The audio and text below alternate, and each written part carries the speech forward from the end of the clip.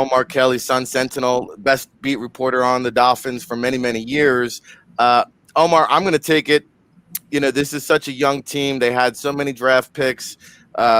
Preston Williams, though, is a guy coming out last year that we had a top 100 grade on. Obviously, Top some 100 problems. grade in the draft? Yeah. Why somebody needs to explain to me why he didn't get drafted, because he's very good. I would put him without a doubt top 5 receiver on the team. I would debate with you whether or not he's better than Devontae Parker. If he can stay healthy for 16 games, no doubt in my mind he'll be a 1,000-yard receiver. The numbers are going to be gaudy. I don't understand how he didn't get drafted, because we know people in the NFL, they'll draft a murderer. They'll draft somebody who has committed murder. And somehow this talented young man, I know he only had one productive season at Colorado State, but like, he can do it all. And I'm quite surprised. I kind of was playing it down last year in terms of what I was seeing. And I was like, okay, beginner's luck. He does push off a lot. It's very subtle though. So I'm like, they're not gonna call this. They're not gonna let him do this in the NFL in a game, and they let him push off. And I was kind of surprised. He's out there running wrong routes and still being productive, and it seems like he's taking his game up to another level after the ACL injury. And I'm quite impressed. I got to be honest.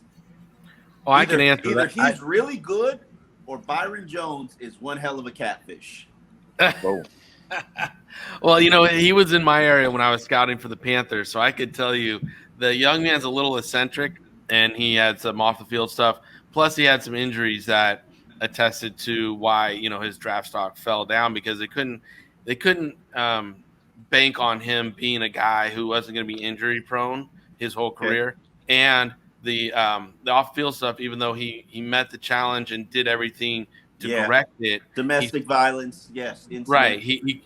But as soon as, to his credit, as soon as he got all the rules and what he had to do, he followed the rules to get back on. He practiced with the team, everything to make his teammates better. And he showed up, and he was great that way off the field. But, it's just like, what are you getting as far as character? What are you getting as far as injuries? And then he's eccentric on top of it, where, will your coaching staff be able to eccentric, define eccentric. This is a man that would show up at like his coach or call his coach at 2 a.m. saying he's just at the Waffle House thinking about, life, and in a way in which the coach answers the phone thinking like, why aren't you at home sleeping? Why are you at the Waffle House thinking about life at 2 a.m. and calling your coach to do that? So, and then, he was a theater major. So when we did his testing in Colorado, it was a hot day. He showed up in a tank top, but he had a scarf around his neck and a pair of shorts and then a pair of tennis shoes on that were like all different, and just kind of like, what's this get up? Like, I don't know what I'm getting right now. It was, I mean, I do sense there's a little bit of uniqueness to him.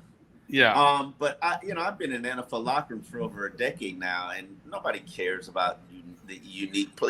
If you produce, like, you could show up like Cam Newton, and nobody would care.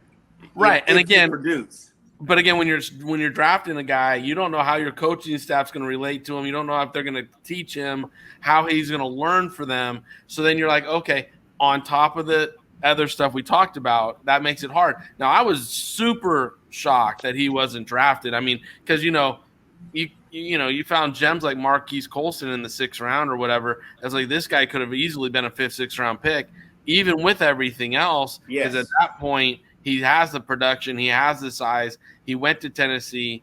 I mean, there was some positive drug tests too. So, like I said, there's a lot of some baggage that came with him. So you're saying he had too many. He had to pay the $50 check-on fee because he had a 3rd bag of luggage in the NFL.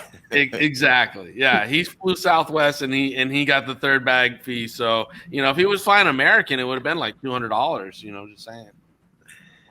Well, John, he's a talented young man.